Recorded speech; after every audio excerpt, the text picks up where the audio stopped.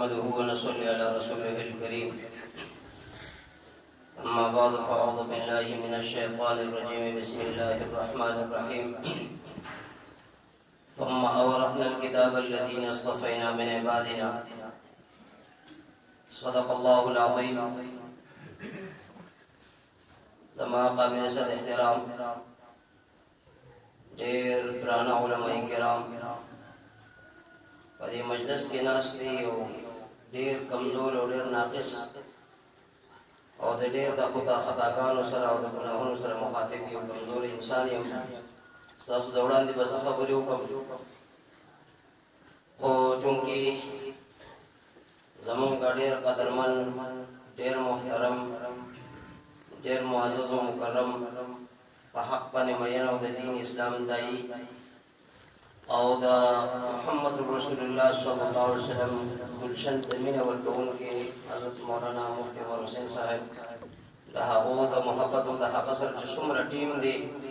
د یو مولوي صاحب نوم چې اخلم بیا به په ټیم ډېر زیات لګي او د هر یو د قابل د عزت او قابل د وړ دی د هغو تذکره زه کولی نه شم او بار کې الله جل شانه دی هغو دا محنتونه قبول او منظور کړي. او بار بار زه راغلی یم، مشران علما کرام ناست دي، نو د هغې د مخې خبرې به زه څنګه کوم،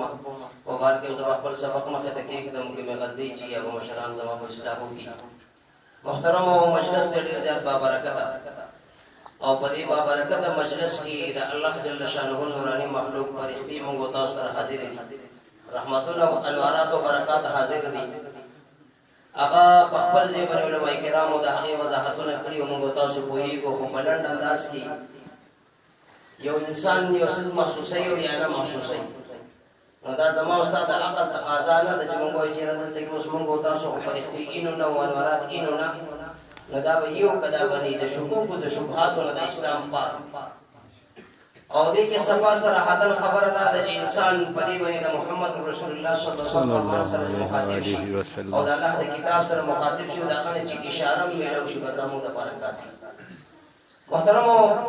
الله جل شانه چې د علم دپاره د چا انتخاب کړی دی نو دی الله خوښ کړي. کوم خلک چې الله ته خوښ شي نو الله جل شانه د علم دپاره راولي او هغه ته علم ورکړي. او د علم یو بوج دی، دا یو غټه ذمهواري ده. نو اول الله خوښ کې هغه ته استعداد ورکړي، لکه موږ تاسو په کور کې د یو چا لپاره انتخاب کوو چې پلان کې کار په پلان کې کسب وکړي، هغه کار چې هغه ته حواله کوي نو په هغې کې د هغه صلاحیت هم وي او هغې هغه طاقت هم وي، د هغې طاقت مناسبت سره هغه ته هغه ذمهواري حواله کوي چې دا کار کولی شي. نو محترمو الله د علما کرام خوښ کړي او سر باندې یو د ډېر غټ بوج او غټه ذمهواري اچولې ده. لکه زمونږ ستاسو دې علاقو کې کوم خلک چې پټي ته کوزېږي او هغه د پټي نه ګیا راوړي یا څه شی راوړي، نو په بعضې اوقاتو کې موږ تاسو مشران ګورو، هغه مشران چې ورته لاړ شي نو لاول د سر نه ورته غټ څادر تاو کړي او دا پیټ راواخلي او هغه ته اړم کړي، نو چې دا پټکې وهي نو دی وایي دا غټ بوج دی چې دا په سر باندې وړمه. دغه شان یو عالم دین په سر چې دا پټکې دی نو دې ته دغه د دین اسلام یو غټ بوج ور په سر دی.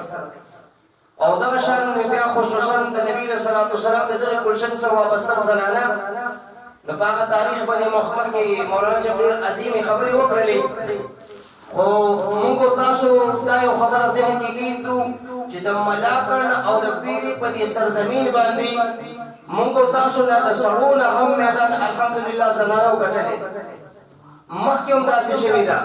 چې اول د قرآن کریم د نزول سره او د امام الانبیا ته د نبوت میلاوېدلو سره نو چې کله نبي علیه صلات وسلام ته وحی میلاو شو، محمد رسول الله کور ته راغی، نو اولنی نظر په محمد رسول الله باندې خدیجة الکبرى رضی الله تعالی عنها لګي، نو اوله زنانه ده چې هغې ایمان قبول کړی. سهار به د ابوبکر صدیق رضی الله سره ملاقات کېږي. محترمو دغه شان د قرآن کریم په د اسلام په دې نظام باندې اولنۍ قرباني د سمیه رضی الله تعالی عنها ورکړې. دغه شان د قرآن کریم د حفظ مناسبت سره ذوالفقار صاحب خپل کتاب کې لیکي چې اولنۍ حافظه په دنیا کې حضرت عائشه صدیقه رضی الله تعالی عنها. محترمو دا ټول د پاره د کامیابی او د کامرانۍ راز دی، خو زما چونکې ټیم د کمی د وجې نه او زه د مشرانو مخې ته د خبرو تذکره نشم کولی، صرف دومره دا خبره کوم چې دا علم دا یو رڼا ده، دا یو کامیابي ده، دا یو کامراني ده او د دې په کامیابی او د کامرانۍ سره چې الله د چا انتخاب کړی وي داخله الله خو کړی وي چې کله عوام الناس داخله نه خو خیر دی به د چا سره مینه د دې لپاره د مینې پر څو خلشتا اوس په دې خبره باندې مسلمان رسي چې چا کلمه ویلې ده چې الله د چا سره مینه کوي نو زما خو پسله کې چې ایمان دې زما خو به دا سره مینه هغه چې کوم خبره ماته کوي دا په خبره کې به ما د پر خیر یا به ما ته د خیر خبره کوي هغه چرته نشي کېدی چې یو خبره هغه ماته دا شي وکړي چې هغه زما د شریعت موافق زما لپاره خلاف وي او زما د آخرت د خرابۍ سبب وي نه دا نشي کېدی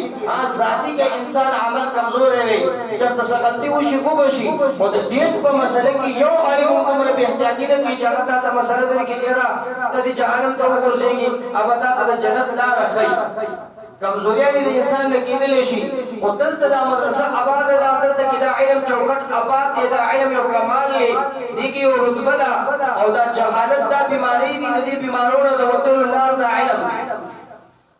الله پیغمبر موږ تاسو ته دغه تعلیم راکړی دی چې یو سړی د جهالت د بیماری علاج کوي دا په علم سره کېږي تپوس سره کېږي فاسألوا اهل الذکر ان کنتم لا تعلمون تاسو را چې کوم مسله راځي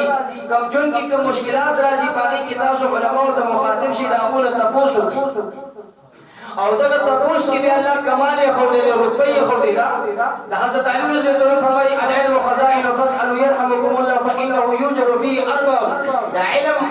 دا یو علمي خزانه چې دا د دې چې کوم سره سوال کوي هغه سوال مناسبت سره دا دومره کمالي سوال دی دومره عزتمن سوال دی دومره محترم سوال دی چې باقي پسې الله سلور اجر یې خو دې سلور انوارات او برکات یې خو دې نن مسلمان هر یو چې د په دې بنیاد باندې سوچ کوي چې زما په ټول کې کوم کوتاهي شوی دی چې هغه راته معاف شي دا هغه په لټون کې هم چې زما ژوندۍ کې بدلون راشي معافي غواړي ساده یو مسله نه دی یو مولوی سره کینه احتراما ادب ته هغه مسله وکړه دا چې کله مسله وته پوښتنه هغه ته جواب درکې نو دا دومره قیمتي سوال دی چې اول ستاسو بخښش وشو دویم نمبر باندې ورپسې د مولوی سے بخښش وشو دریم نمبر په دې مجلس کې چې څومره خلک ناس دي دا هغه بخښش وشو او څلورم نمبر باندې چې د دې مولوی سے سره څوک محبت کې دی په افریقا کې دی که امریکا کې دی که په لندن کې دی خدا کې بخښش وشو دا سلور بخشش دی اوس دا علم چې څومره کمالي دی ناس ته په پیر کې او ستا محبت د عالم دین سره یو ځای کې راغی چې هغه په بل ځای کې دی خو لهذا ستا محبت دی په هغې نه چې کوم سوال کېږي دا سوال په جواب سره ستا بخشش کېږي یا ته په لندن کې ناست یې دلته د کویري د مفتي صاحب نه تپوس کېږي یا د جګړو مولوي صاحب نه تپوس کېږي یا د قاري صاحب نه یو مسلې پوښتنه کېږي ستا پې بخشش کېږي نو وروڼه ووایه چې دا د کمال ځای دی که نه دی دا د کمال خلک دی که نه دی چې کوم خلکو ته قرآن کریم هغه ته د محبت پر سرټیفیکیټ ورکوي اسم سرټیفیکیټ ورکوي رسول الله ورته ورکوي او بیا چې د نبی له صلوات والسلام د وراثت هغه باغ تو ته حواله دی گلشن تو ته حواله دی نظام تو ته حواله دی نو محترمو د عوام الناس نه دا درخواست دی چې هغه په هر حال کې هغه د خپل علماء کرامو سره خپل رب جوړ هغه د دې مدرسې څخه خپل رب جوړ کړي مدرسه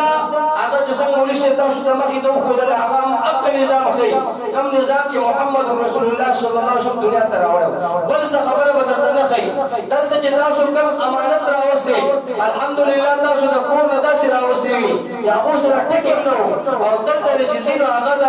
ختم بخاري سره کور ته روانه ده د حدیثو سره د کور ته روانه ده هغه د علم د سمندر سره کور ته روانه ده هغه ستا کور د انوارات او برکات داخلي ستا په وطن ستا په ملت باندې د خیر دروازه کولاوي اوس چې کله د خیر یو سرچشمه راوچته شي عالمان چې د هغه د خیر ذریعه ده نو تاسو وایئ چې زموږ او ستاسو د هغو سره ربط او تعلق دا ضروري دی او که نه دی او موږ تاسو ګورو یو جماعت مخکې تېر شوی د محمد رسول الله د نبي علیه صلات وسلام په کوم مسله چې ولاړو په هغه مسله باندې نن د علما کرام ولاړ دي کوم ډیوټي چې د محمد رسول الله هغه ډیوټي علما کرامو سمباله کړې ده خو هلته چې د نبي علیه صلات وسلام سره کوم محبت مقتدیانو کړی وو کوم محبت مؤمنانو کړی وو هغه هم تاریخ را جمع کړی دی نو ته د ځان نه د زمانې د ابوبکر صدیق رضی الله غوندې کې محب جوړ کړه د عمر فاروق رضی الله غوندې کې محب جوړ کړه د حضرت عثمان ذوالنورین رضی الله غوندې کې محب جوړ شه او هغه چې څنګه محبت کړو من وهل هغه شان ته د علماء کرامو لمن ونسا خپل هر اختیار د دوی اختیار کې داخل کا ستا په غم هم سټ شي، ستا په خادم سټ شي، ستا په معاشره هم سټ شي، او ته د انګریز په کلچر، د یهودو په کلچر، د عیسایانو په کلچر چې دا کومه نقشه دې جوړه کړې ده دا ستا د تباهۍ ده. او تا ته د دې وجې نه د عقایدو جهان صلی الله علیه وسلم فرمان دی چې په آخره زمانه کې به تاسو ضرور به ضرور د مخکینو خلکو په نقش و قدم روانېږئ او د هغوی په نقش و قدم باندې به تاسو ځئ تر دې حده پورې چې دا خلک یو سړي ته داخل شي نو تاسو به ورپسې سړي ته داخلېږئ. صحابه تپوس کوي د الله پیغمبره دا خلک څوک دی؟ دا خلک اجمع یهود او نصارا دي. نبي علیه الصلاة والسلام فرمایي بل ته څوک کېدی شي نن ته زما د مسلمان خور، نن زما د مسلمان ورور، د هغه بېګا سبا، د هغې کړه وړه، د هغې تجارت، د هغې لیندین، د هغه نوکري هغه صراحتا د شریعت خلاف روانه ده، هغه د شریعت خلاف خپل ژوند تېروي. آیا ما او تا چې د دغې ماحول نه نه راوځو نو آیا ولې ما او تا دا سرټیفیکېټ اخیستی چې زمونږ د دنیا د آخرت ته به نه ځو؟ نه نو مونږ د آخرت دپاره روان یو، مونږ د تیارۍ سره روان یو، خو تیاري نشته. هغه تیاري چې کومه ده نو هغه د جهنم ده. نو محترم ورونو عوام الناس په خدمت کې مې دا درخواست دی چې د دې علماء کرامو سره داسې محبت وکړي څنګه محبت چې صحابه کرامو د محمد رسول الله سره کړی او څنګه چې صحابه کرامو د نبي صلی الله علیه وسلم په خبره باندې لبیک ویلو نو د هغه د لبیک سره اخرنۍ خبره دا ده چې صحابه کرام د کامیابۍ سره مخ شو او قرآن کریم د هغو ته د رضا اعلان وکړ رضي الله عنهم ورضوان. نو که د 15مې صدۍ یو مسلمان وي چې زم د رضا اعلان اخیستل غواړم، زم د کامیابۍ اعلان اخیستل غواړم، آیا ما دپاره به اوس د رضا د اعلان څه صورت دي؟ د هغه د رضا اعلان صورت رب ذوالجلال راته راکړی دی، 1400 کاله وړاندې راکړی دی. رب ذوالجلال فرمایي والسابقون الاولون من المهاجرین والانصار والذین اتبعوهم باحسان رضي الله عنهم ورضوان. ته هلته لاړ شه هغه انصارو د مهاجرینو په نقش قدم باندې الله او د الله رسول راضي کا، د هغې په نقش قدم چې کوم علما روان دي د هغې سره خپل صف برابر کا، د هغې سره اواز سره خپل اواز برابر کا، د هغې په لبیک باندې ته لبیک ووایه بلکل ته تابعدار یې، ته کامیاب یې، ته کامران یې، رضا اعلان تا ته هم دی. نن مولوي صاحب په بعضې مسلې کې منم په بعضې کې نه منم نو تاسو ما درته دا ووایه موږ د قرآن کریم په بعضې حصه منو بعضې نه منو او په بعضې ځای کې مسله خپل مرضۍ ده، بعضې مرضۍ مجموعې د علماء کرامو ده او دا د فتنو جال چې راغلی دی د دې نه د وتلو بله لار نشته. د وتلو لار همدلته د الله کتاب دی او دا څومره حدیث مبارکه ده د قرآن کریم تشریح ده، د هغې وضاحت دی، د هغې ژوند دی. نو نارینه او زنانه دا چې څومره په نن سبا په فساداتو کې ډوب دي او زه ډېر په افسوس سره دا خبره کوم، اعتراض نه کوم، خفګان په صورت باندې ویم چې مسلمان د یو کور نه روان دی او هغه کور باندې دومره خرچه کوي چې هغه خرچه ته څه پیدا هم نه ورکوي چې دا د دنیاوي بنګلې څومره تیزې روانې دي او هغې څومره عروج روان دی. که د هغې په مقابل کې موږ او تاسو د هغه کورونه چې آباد کړي دي د هغې د کفارې په صورت کې موږ مدرسې سره وابسته شو، جومات سره وابسته شو، خپل ټول مال او حال په مدرسو په مسجد باندې ولګول، موږ کامیاب او کامران به یو. اخرنۍ مطالبه د زنانو نه دا هم ده چې دغه کومې طالبات چې دي د هغو سره خپل رحمت او خپل محبت هغه سیوا کوي او هغو سره تګ راتګ سیوا کوي، د هغو سره ناسته ولاړه سیوا کوي. په دې ناسته کې کامیابي ده. دا کومې زنانه خویندې چې راغلي دي د دونه مې هم دا اپیل دی تاسو به د خپل مفتي صاحب نه تپوس کوئ، تاسو به د خپلې د جامعې د استادانو نه تپوس کوئ چې زما د بچي خادي را روانه ده څنګه به کومه. مولوي صاحب ته راته څه وایي چې په دې مسئلې کې ما دپاره شریعت کومه لاره مخته کړې ده چې ما ته لاره ښودلې په هغې لار کې لاړ شم. چې مولوي صاحب راته وایي چې په دې لاره باندې ځه نو زنانه به هم روانې او نارینه به روانې، ستاسو ټول زما سره په دې خبرو اتفاق دی. د ګلاس را سره اوچت کړو لهذا څوک وایي چې دا مولوي صاحب ته لومړنی تپوس بللی کته ګوي دې مولوي صاحب ته باندې د چا اعتماد الله سره کا مولوي صاحب دا مولوي صاحب ته دې باندې د چا اعتماد ستاسو اعتماد شته په هر مسله کې دی. سفر به نه پرېږدو، ملګرتیا به نه پرېږدو، کدیا مولوي صاحب چېرته روان دی زه ورپسې ځم او زما د رب ذوالجلال دا امید دی دا علماء کرام مشایخ ناست دي دیو د جنت په لار روان دی موږ به پسې ځو انشاءالله. داسې ده که نه دیو د جنت په لار ځي موږ به پسې ځو انشاءالله. کمزوریان شته وي هغه کمزوریان هر سړی خپل خپل ځای باندې زه نه شم چې دا پرېښتې دي پرېښتې خو نه ګرځوم انسانان دي خو لهذا د عوام الناسو نه په قربونو درجې بهتر پکې بولو درځي ما ورته نه دی قرآن وته وي رسول الله وته وي چې رسول الله وته وي تاسو به بیا د خپل لارې ټول راواخلو د په لارو کې به داخله کوي کاغذ تاسو تصوفي لاره ده کاغذ سیاسي لاره ده کاغذ د مدرسې لاره ده کاغذ د دین په هر اختر هر لار کې به تاسو د علماء سره ټچ وي الله دې رحمت وکړي واخر دعوانا الحمدلله